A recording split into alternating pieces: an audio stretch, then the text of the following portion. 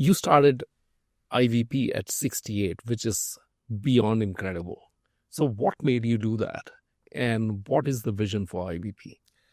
So IVP is focus on power, as I said, right? I'm a big believer in power. Yes. Once you have give power to everybody, right? Then the magic will happen, in my opinion.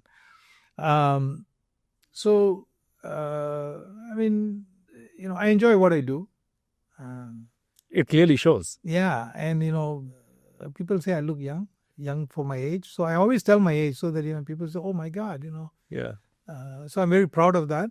And I think I keep myself young because I deal with young people. Yeah. Right. Yeah. That was a very good experience for me in Tessolve. Okay. Most of my people, I think 90th percentile at one point was 26 or 27. It's amazing. The early years, right? 90th percentile. Yeah. Okay. And all from small towns. All from small towns. Mostly. I kind of force it, right? My managers will say, "Oh, sir, they don't speak, then, we have problem, because all my customers were, American customers." Yeah.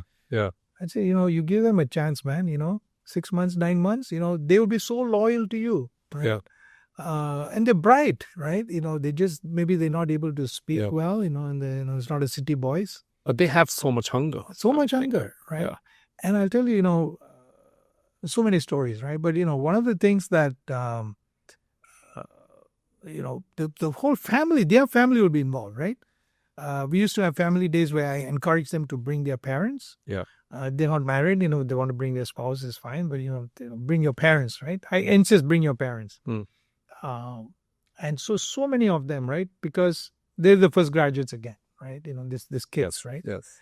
They would have sold everything, including their jewelry, everything to go put them through school and all that. So now they have a job. They come and see this nice office that the kid is working. And it was so exciting, right? And now, if they want to leave Tessolve, the parents will not allow them to do it.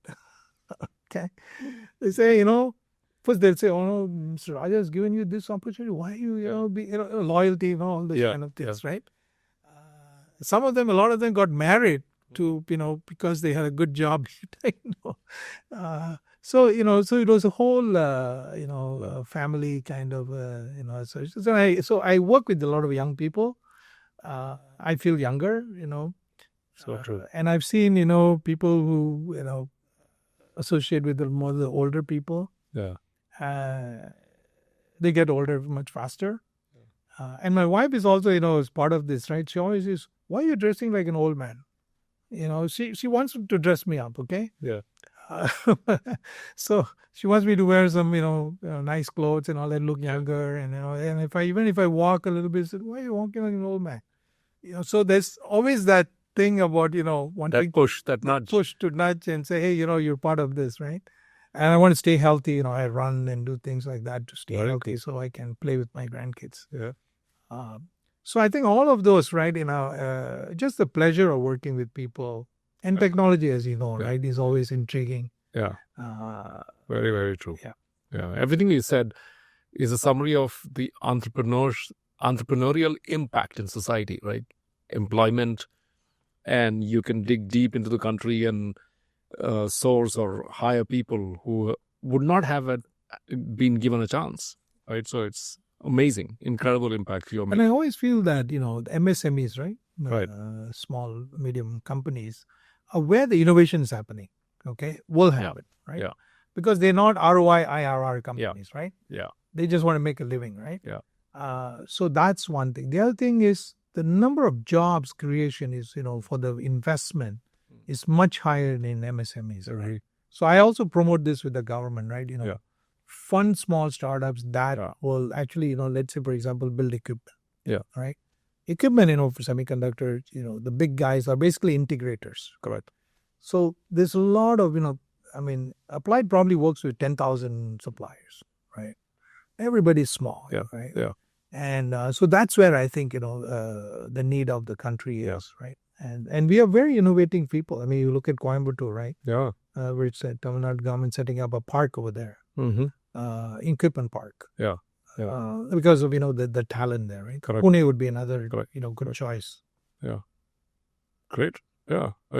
In fact, you and I have been in Malaysia, and I'm sure you saw the same thing I saw, how chip and semiconductor industry transformed the country in terms of supply chain, and the number of suppliers that came about in Penang and the adjoining areas is absolutely stunning. Yeah, and it still hasn't stopped growing. They probably about 55 years now. Fantastic. I mean, they just keep growing, and more innovations happening. And Correct. the whole place has been uplifted. Lifted. I remember, when I was in Fairchild, the first trip to Penang, right? So I was, of course, I'm from Asia, so I know that. But I had to bring some of my guys to go to Penang, some white guys. And they were like, oh, Malaysia, right? We need to get all these shots and all that. Yeah, I heard, there's a monkeys, comes into the house and all those things. And I said, oh man, where are you guys living? You go to Penang. I mean, this is so modern now. I mean, this is. Of course, I'm talking about 80s, right? Yeah. So how things have transformed.